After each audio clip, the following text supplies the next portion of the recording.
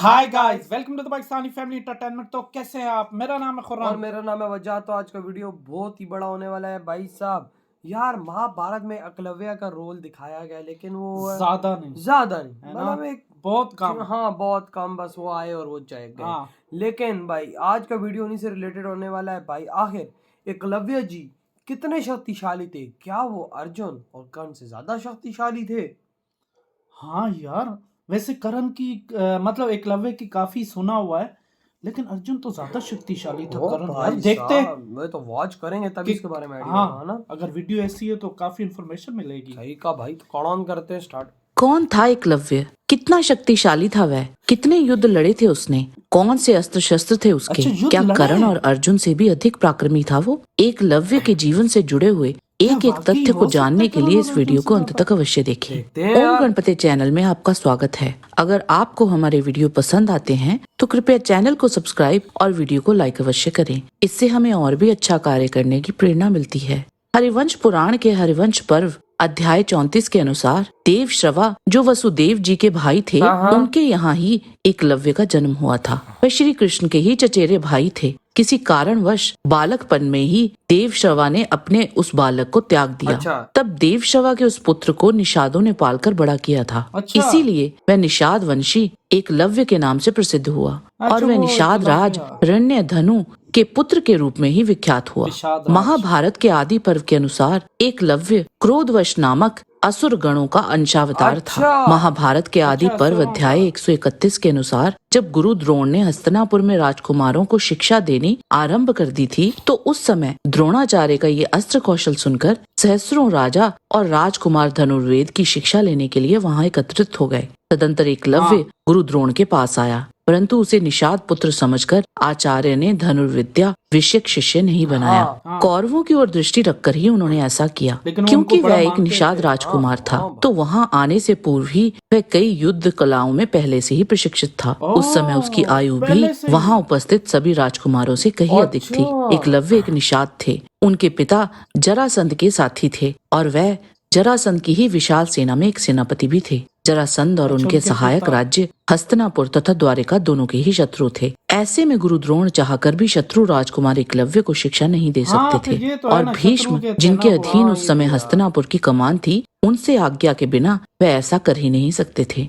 कारण जो भी हो, एक गुरु का किसी को भी शिक्षा से वंचित करना कभी भी उचित नहीं ठहराया जा सकता। अच्छा। जब गुरु द्रोण ने एकलव्य को शिक्षा देने से मना किया, तब एकलव्य ने द्रोणाचार्य के चरणों में मस्तक रखकर प्रणाम किया और वन में लौटकर उनकी मिट्टी की मूर्ति बनाई। अच्छा। तथा उसी में आचार्य की परमोच्च भावना रखकर उसने धनुर्विद्या का यार, अभ्यास ये प्रारंभ देख, किया। कितनी इज्जत अभ्यास करता था के यार बल से एकलव्य। उसने बाणों के छोड़ने, लौटाने और संधान करने में बड़ी अच्छी फुर्ती प्राप्त कर ली थी। तदंतर एक दिन समस्त कौरव और पांडव शिकार खेलने के लिए निकले। अच्छा। उनके पीछे एक कुत्ता भी चला आया। अच्छा। वह कुत्ता वन में घूमता घामता निषाद पुत्र एकलव्य के पास जा पहुंचा अच्छा। और उस पर भौंकने लगा। एकलव्य ने उस कुत्ते के मुख में एक ही साथ 7 बाणों से उसका मुंह भर दिया वो और वह कैसे? उसी अवस्था में पांडवों के पास आया। उसे देखकर पांडव वीर बड़े विस्मय में पड़े। पांडवों ने सारा वृतांत गुरु द्रोण को बतलाया। तब आचार्य द्रोण एकलव्य के पास जा पहुंचे। गुरु द्रोण को समीप आते देख एकलव्य ने उनके चरण पकड़कर पृथ्वी पर माथा टेक दिया। तब द्रोणाचार्य ने एकलव्य से कहा, वीर, यदि तुम मेरे शिष्य हो तो मुझे गुरु दक्षिणा दो। ये सुनकर एकलव्य बहुत प्रसन्न हुआ और बोला, भगवान, मैं आपको क्या दूं? स्वयं गुरुदेव ही मुझे इसके लिए आज्ञा दें। मेरे पास कोई ऐसी वस्तु नहीं जो गुरु के लिए अदेय हो। तब द्रोणाचार्य ने उससे कहा, तुम मुझे अपने दाहिने हाथ का अंगूठा दे दो। तब एकलव्य ने अपनी प्रतिज्ञा की रक्षा करते हुए बिना कुछ सोचे विचारे अपना दाहिना अंगूठा काटकर द्रोणाचार्य को दे दिया। द्रोणाचार्य एकलव्य को सत्य प्रतिज्ञा देखकर बहुत प्रसन्न हुए। उन्होंने संकेत से ही उसे ये बता दिया कि तर्जनी और मध्यमा के संयोग से बाण पकड़कर किस प्रकार धनुष की डोरी खींचनी चाहिए। तब से वह निषाद कुमार अपनी उंगलियों द्वारा ही बाणों का संधान करने लगा। उस अवस्था में वह उतनी शीघ्रता से बाण नहीं चला पाता था जैसे पहले चलाया करता था। इस घटना के उपरांत एकलव्य अपने राज्य वापस लौट आया और वहीं रहने लगा। पिता की मृत्यु के बाद उसे ही निषादों का राजा नियुक्त किया गया। उसने न केवल अपने राज्य का कुशलता से संचालन किया, बल्कि निषाद भीलों की एक सशक्त सेना भी गठित कर ली, जिसके बल पर वह अपने राज्य की सीमाओं का भी विस्तार करने लगा। निषाद वंश का राजा बनने के बाद एकलव्य ने भी जरासंध का साथ दिया और वह भी जरासंध की सेना मतलब में एक शत्रु मुख्य के साथ स्थान ही पर था रहा। ना। जरासंध ने जब मथुरा की घेराबंदी की थी और श्री कृष्ण और बलराम जी से युद्ध भी लड़ा, तब भी एकलव्य ने जरासंध की सेना में अपना पूरा योगदान दिया था अच्छा, और ये उनके साथ एकलव्य मिलकर जरासंध कई के बार साथ श्री था ना कृष्ण फिर। को मारने का प्रयास किया, पर हर बार विफल हुआ। और जब श्री कृष्ण ने रुक्मणी का हरण कर लिया तो उस समय जरासंध और शिशुपाल अपनी सेना लेकर श्री कृष्ण का पीछा करने लगे। उन दोनों का साथ देने के लिए एकलव्य भी उनके साथ ही था और वहाँ भी उसका श्री कृष्ण के साथ युद्ध हुआ, मतलब परंतु अधर्म श्री थे। कृष्ण को रोकने में वे सब विफल हुए थे। हरिवंश पुराण के भविष्य पर्व अध्याय 98 के अनुसार जब राजा पौंड्रक ने स्वयं को ही भगवान विष्णु का अवतार वासुदेव घोषित कर दिया था, तब भगवान श्री कृष्ण, बलराम, सात्यकी आदि योद्धाओं का पौंड्रक तथा उसके सहयोगी राजाओं के साथ युद्ध हुआ।